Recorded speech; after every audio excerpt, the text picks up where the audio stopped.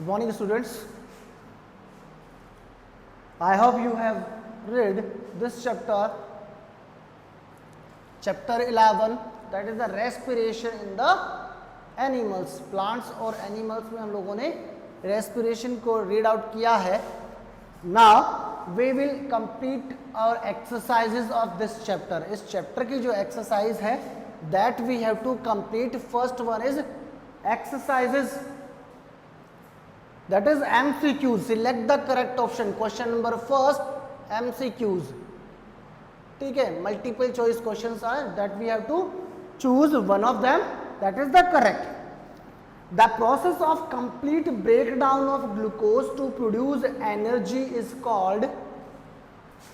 Question number first का जो A point है, the process of complete breakdown. I have completed complete glucose जो होगा, ग्लूकोज जो होता है in presence of oxygen aerobic respiration की कंडीशन में ऑक्सीडाइज होता है, उसको वो एनर्जी प्रोवाइड करता है. That reaction is known as respiration. That reaction is known as respiration.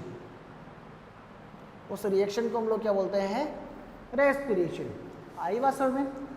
The glucose is oxidise to produce alcohol. Alcohol जब प्रोवाइड हो रहा है, प्रोड्यूस हो रहा है, तो that is the anaerobic respiration. That is the anaerobic respiration. तो what is this? It is anaerobic respiration. It is अनाएरोबिक.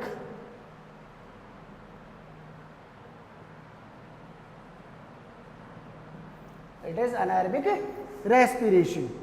Eight the time of exhalation the diaphragm. जैसे ही हम लोगों ने गैस अंदर ली है, ऑक्सीजन को हम लोगों ने इनहेल किया है, उस कंडीशन में, sorry acceleration it is asking, जब हम लोग गैस को बाहर निकाल रहे हैं, जब हम लोग गैस CO2 को बाहर निकालेंगे तो our diaphragm will goes upside. हमारा जो डायफ्राम है वो बाहर निकलेगा, अपसाइड मूव करेगा. कहाँ जाएगा? अपसाइड मूव करेगा. और जैसे ही मैं इनहेल करूंगा तो डायफ्राम क्या हो जाएगा? फ्लैट हो जाएगा. ठीक है, तो it moves upward. It moves upward, upwards.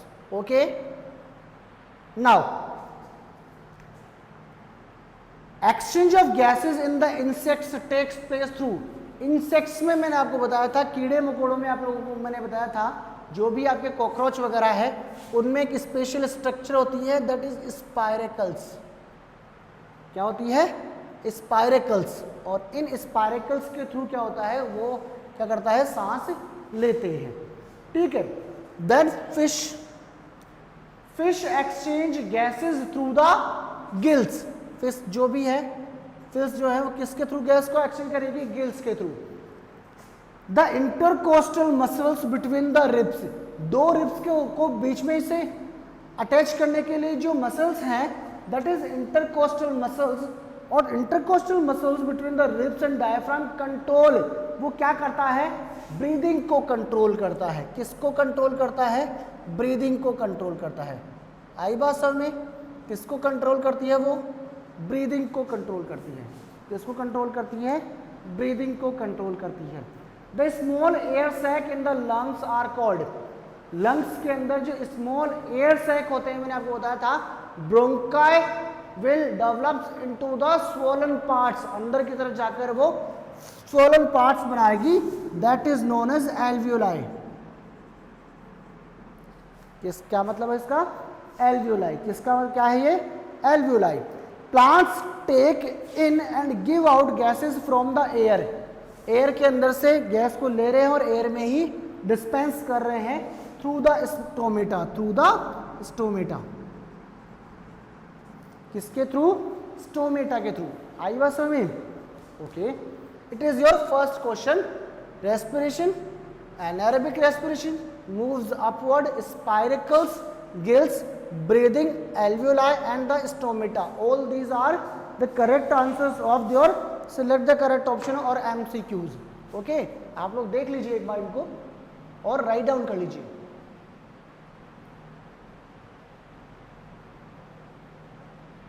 Now we will complete our second question. that is the fill in the blanks. That is fill in the blanks. Fill in the blanks. We have to put out. We have to put any right or correct word in the blank.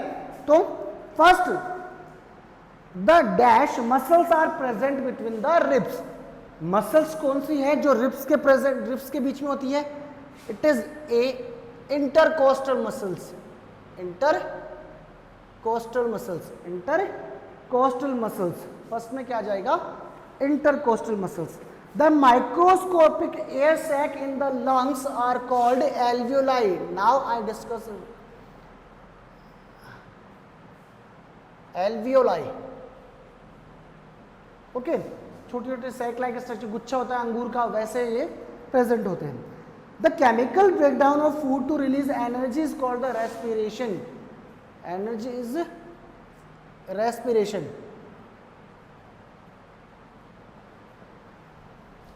क्या है? Chemical breakdown हो रहा है किसका? Glucose का. Does not required oxygen. The respiration which do not required oxygen. तो oxygen की absence में कौन सा होता है? Anaerobic respiration. Anaerobic respiration. Breathing out is also called the exhalation. Breathing out को हम लोग क्या बोल सकते हैं? एक्सहेलेशन. गैस को बाहर निकालना.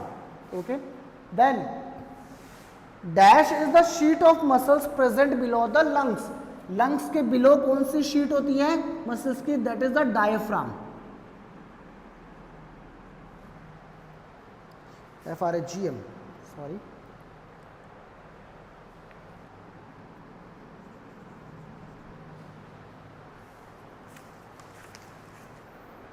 ठीक है, FRAGM. ठीक है, spelling is confusing. Okay, it is diaphragm.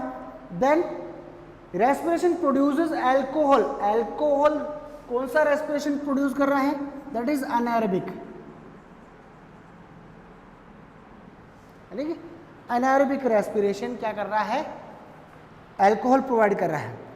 The trachea divides into two branches called the bronchi.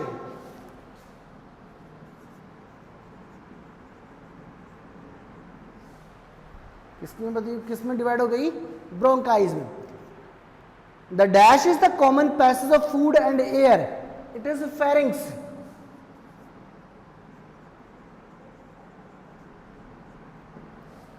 Pharynx क्या है? कॉमन पास है किसका? फूड और एयर का. The voice box is also called the larynx. Voice box जो आपका, वो क्या, किसको क्या बोल सकते हैं हम लोग? लैरिंग्स भी बोल सकते हैं. ठीक है, these are your fill in the blanks.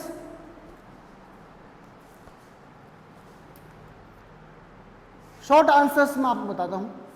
How is the aerobic respiration differ from anaerobic respiration. ये मैंने आपको पहले ही बता दिया है कि aerobic respiration always takes place in the presence of oxygen, while anaerobic respiration takes place in the absence of oxygen.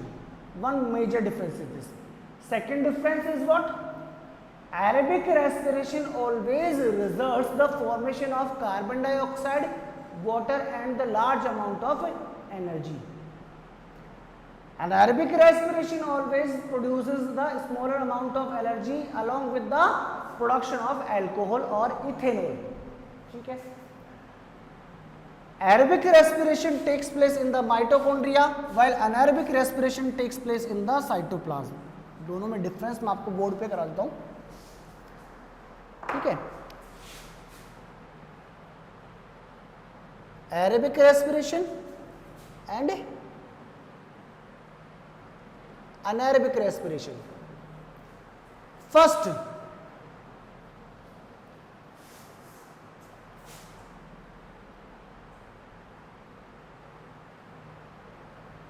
it occurs in presence of oxygen. It occurs in absence of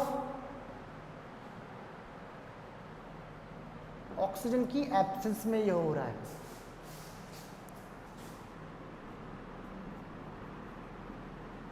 it occurs in mitochondria.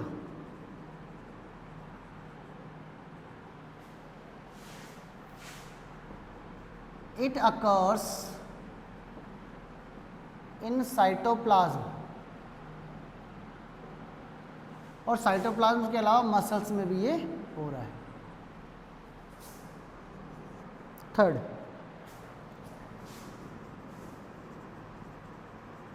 It release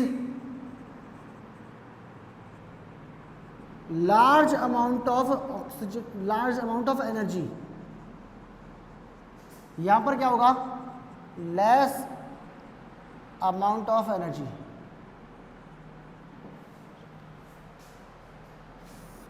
fourth क्या है इसका, it produces CO2 and H2O। It produce the alcohol and lactic acid.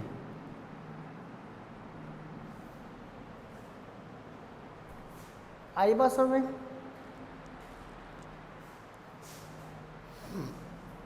ठीक है, तो both all these are differences between aerobic and anaerobic respiration. चलिए बेटा, what is the relationship between the respiration and breathing? Respiration and breathing, respiration और breathing में क्या क्या relation है? Both these things are related to each other. कैसे? Respiration क्या है, एक प्रोसेस है, और ब्रीदिंग क्या है, एक मैकेनिकल प्रोसेस है। आई बात समझ में? ब्रीदिंग में मुझे एनर्जी रेस्पिरेशन से मिलेगी। आई बात समझ में? जो रेस्पिरेशन मैं करूंगा उससे फूड का ऑक्सीडेशन होगा, और फूड का ऑक्सीडेशन होने से ही एनर्जी मुझे मिलेगी गैस को अंदर लेने की और बाहर लेने की। ठीक है, what are the functions of the respiratory system? Respiratory system का फंक्शन क्या है? Oxidation of food, sorry, exchange of gases,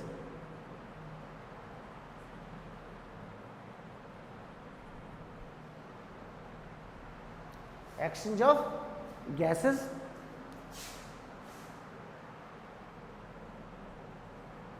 removal of the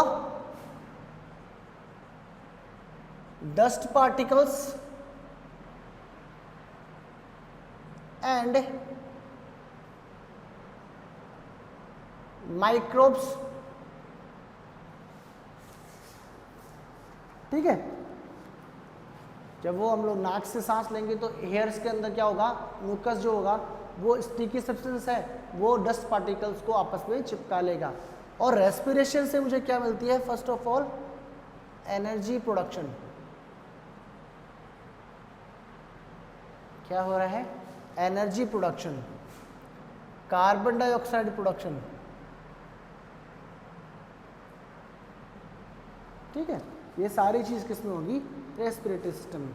what structures does the air pass through as it travels through the lungs? जब oxygen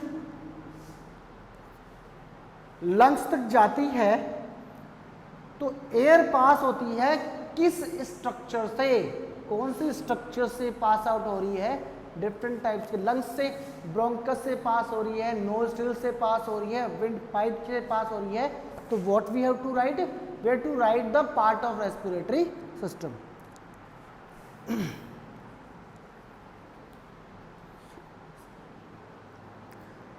what changes takes place in the air as it passes through the nasal passage?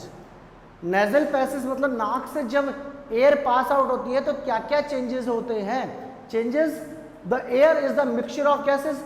उस condition में air may be contain the dust particles, may be contain the pollen grains etcetera. तो the nasal passes or nasal cavity has the hair like structures, hairs or mucous membrane that stick, that is the sticky nature, that is of a sticky nature that sticks the particles, dust particles को वो चिपका लेगा। ताकि dust particles हमारे respiratory tract में enter नहीं करेंगे। तो ये चेंजेस होंगे। The fresh air will moves inside the respiratory tract. What happens to the carbon dioxide in the blood that flows through the capillaries in the alveoli? अब capillaries से जो carbon dioxide enter कर रहा है alveoli में, उस oxygen carbon dioxide का क्या होगा? उस कार्बन डाइऑक्साइड का क्या होगा? व्हेनेवर वी एक्सहेल, जब हम लोग क्या कर रहे हैं, एक्सेलेशन कर रहे हैं, तो एल्वियोलाई जो है, एल्वियोलाई को मैंने आपको बताया था, alveoli are the small bunch like structures. ये एल्वियोलाई जो होगी, यहाँ पे ब्लड कैपिलरीज का नेटवर्क है, इस ब्लड कैपिलरी की जो CO2 इसके अंदर फील्ड है, that will combined with the blood and form the carboxy haemoglobin. क्या बना देगा ये? कार्बोक्सी हीमोग्लोबिन, जो क्या होता है, ब्लड के अंदर डिजॉल्व नहीं होता है, वो इजीली क्या होता है, गैस के फॉर्म में ये CO2 को लेकर आएगा, CO2 को लेकर आ रहा है, लंग्स के थ्रू ये बाहर की तरफ प्रेशराइज कर दी जाएगी। What happens to the carbon dioxide in the blood and flows through the capillaries? ये हो गया। Why does air rush into your body when you inhale? क्या बोल रहा है वो कि एयर जो होती है, why air is going inside the body? That's why, क्यों? Because we required energy. Firstly, energy required करने के लिए मुझे गैस अंदर लेनी है, तो उसके बाद में क्या होगा, एनर्जी रिक्वायर्ड करने के बाद में, एनर्जी रिक्वायर्ड के लिए मैं फूड इनटेक करूंगा, फूड अंदर जाएगा, पचेगा, डाइजेस्ट होगा, एब्जॉर्ब होगा, उससे जो एनर्जी मिलेगी वो मुझे गेन होगी, जो अदर एक्टिविटीज में काम आएगी। लेकिन क्या है, जब मैं इनहेल करता हूं तो मेरी बॉडी के अंदर जो ऑक्सीजन है वो क्या होगी, in the lower amount. Oxygen की अवेलेबिलिटी बॉडी सेल्स के पास क्या है, कम है। That's why we have to take inside the oxygen. अंदर क्या लेनी पड़ रही है, ऑक्सीजन लेनी पड़ रही है। क्यों? क्योंकि उसकी रिक्वायरमेंट मुझे ज़्यादा है, क्योंकि बॉडी सेल्स के पास ऑक्सीजन कम हो चुका है। Okay, now how do the intercostal muscles and diaphragm works together in inhalation and exhalation? Inhalation और एक्सहेलेशन में इंटरकोस्टल मसल्स और डायफ्राम किस तरीके से वर्क करता है? मैंने आपको बताया था कि लंग्स जो है, लंग्स जो आपके हैं, इन लंग्स में क्या होता है, मसल्स का एक डायफ्राम है और इनके बीच में क्या है, रिब्स जो थी, इन रिब्स के बीच में क्या है, इंटरकोस्टल मसल्स हैं। Whenever we inhale the oxygen और gas, the diaphragm will moves downwards. Moves क्या होता है, डाउनवर्ड्स जाता है, और हमारा जो चेस्ट कैविटी है वो इंक्रीज हो जाता है, वॉल्यूम इंक्रीज हो जाएगा। तो इंटरकोस्टल मसल्स जो है that helps in the controlling the breathing को कंट्रोल करती है इंटरकोस्टल मसल्स। और इस कंडीशन में जो रिब केज है वो भी क्या होगा, हेल्प करेगा। डायफ्राम इनहेलेशन की कंडीशन में क्या होगा, फ्लैट हो जाएगा, और एक्सहेलेशन की कंडीशन में क्या होगा, मूव्स अपवर्ड की तरफ, अपवर्ड चला जाएगा। Why does the anaerobic respiration takes place in the human body? Anaerobic respiration takes place in the human body due to the availability of lack of oxygen। और ये कहाँ पर होता है भाई, अब मुझे बताओ कहाँ पर होगी अवेलेबिलिटी कम? जहाँ पर क्या होगी, जॉइंट्स होंगे। जहाँ पर क्या होंगे, जॉइंट्स। बॉडी की जो जॉइंट्स हैं, उन जॉइंट्स के अंदर ऑक्सीजन की अवेलेबिलिटी क्या होती है, कम होती है ड्यूरिंग विगोरस एक्सरसाइज। बहुत ज़्यादा हार्ड एक्सरसाइज हम लोग कर लेते हैं, उस कंडीशन में क्या होता है, जॉइंट्स में पेनिंग होना स्टार्ट हो जाती है, और उस कंडीशन में क्या होता है, अनाएरोबिक रेस्पिरेशन करने लगती है सेल्स, और उस अनाएरोबिक रेस्पिरेशन से किसका फॉर्मेशन होता है, लैक्टिक एसिड का। ठीक है, जैसे ही कुछ टाइम तक हम लोगों ने रेस्ट किया, हमारा वो पेन खत्म हुआ, that lactic acid is changes into the carbon dioxide. ठीक है, after that plants give out carbon dioxides only during the night, even though the respiration takes place throughout the day. Why? उसने बोला है कि respiration की जो process है वो प्लांट दिन में भी करता है और नाइट में भी करता है, लेकिन फोटोसिंथेसिस की जो प्रोसेस है, जो कार्बन डाइऑक्साइड का यूज है, वो केवल दिन में करता है, नाइट में नहीं। क्यों नहीं करता है भाई? Because in the day time the plant required CO2 for the photosynthesis and sunlight is also necessary। But इस कंडीशन में जो डे टाइम है वहां पर सनलाइट अवेलेबल है, लेकिन नाइट के टाइम में सनलाइट अवेलेबल नहीं है। दैट्स व्हाई जो CO2 एक्सेस में उसके पास है that should be given outside, वो उसको बाहर निकाल देगा। ठीक है, आंसर इन डिटेल्स आपको खुद को करने पड़ेंगे, बिकॉज इतना कुछ लार्जर अमाउंट में मैं आपको बता नहीं पाऊंगा। ये सारी चीज़ आपको दी हुई है, अगर आप आंसर्स मुझसे चाहते हैं यू कैन आस्क, अगर कोई क्वेरीज है तो you can ask to me.